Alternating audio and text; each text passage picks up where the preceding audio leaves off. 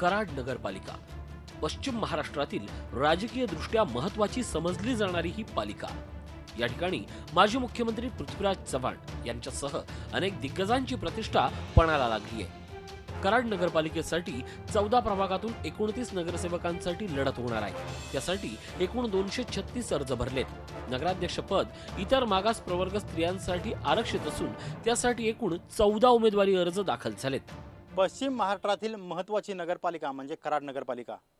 कराड नगरपालिकेसाठी चौरंगी लढत होत असून माजी मुख्यमंत्री पृथ्वीराज चव्हाण यांच्या यशवंत जनशक्ती विकास आघाडीच्या माध्यमातून ही निवडणूक लढत असून आमदार बाळासाहेब पाटील यांच्या सत्ताधारी लोकशाही आघाडी याचबरोबर भारतीय जनता पार्टीने देखील या ठिकाणी जोरदार तयारी केली आहे। याचबरोबर MIM आणि शिवसेनेने देखील या ठिकाणी उमेदवार दिलेले आहेत आणि यामुळे कराड नगरपालिकेची आगामी निवडणूक ही अटीतटीची होणार एवढं मात्र नक्की। काही अपवाद वगळता गेली 15 वर्ष सलग राष्ट्रवादी काँग्रेसचे आमदार बाळासाहेब पाटील यांच्या नेतृत्वाखालील लोकशाही आघाडीची सत्ता कराड नगरपालिकेत आहे। गेल्या 5 वर्षात लोकशाही आघाडी आणि उदयनराजे समर्थक राजेंद्र सिंह यादव यांच्या यशवंत विकास आघाडीची सत्ता होती। यावेळीही लोकशाही आघाडीची सत्ता येईल असा विश्वास व्यक्त करण्यात येतोय। कराड शहरामधल्या जनतेमध्ये सुद्धा वैचारिक प्रचार या ठिकाणी सुरू झालेला आहे। आम्हाला विश्वास आहे की या लोकशाही आघाडीला कराडाची जनता पुन्हा एकदा साथ आणि सहकार्य करेल। तर पृथ्वीराज चव्हाणांच्या नेतृत्वाखाली महाआघाडीच्या माध्यमातून यशवंत जनशक्ती विकास आघाडी निवडणूक लढवते आहे। या ठिकाणी पृथ्वीराज चव्हाणांनी स्वतः पुढाकार घेतलाय। त्यांच्यासाठी ही प्रतिष्ठेची निवडणूक असेल। 3-4 आघाड्या होत्या, वेगवेगळ्या आघाड्या असं न करता सर्वांनी एकत्र येऊन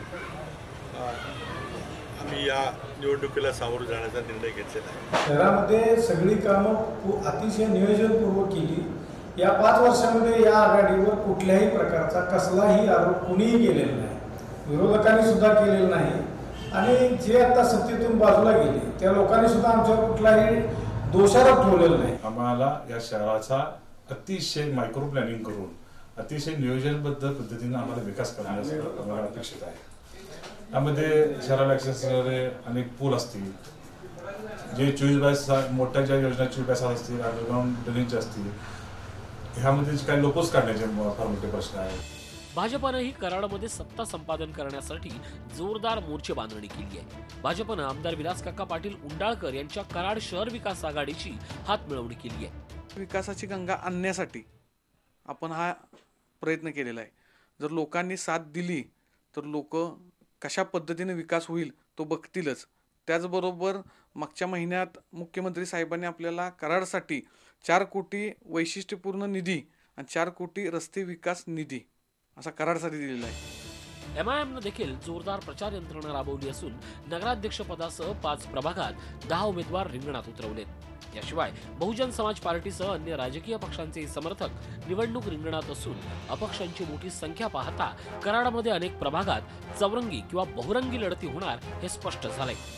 कराडमधल्या अस्तित्वाच्या लढतीकडे साऱ्या राज्याचं लक्ष लागलंय। तेव्हा कराडकर कुणाला झुकतं माप देणार हे येत्या 28 नोव्हेंबरला स्पष्ट होईल। विकास भोसले, झी मीडिया, सातारा। झी 24 तास रहा एक पाऊल पुढे।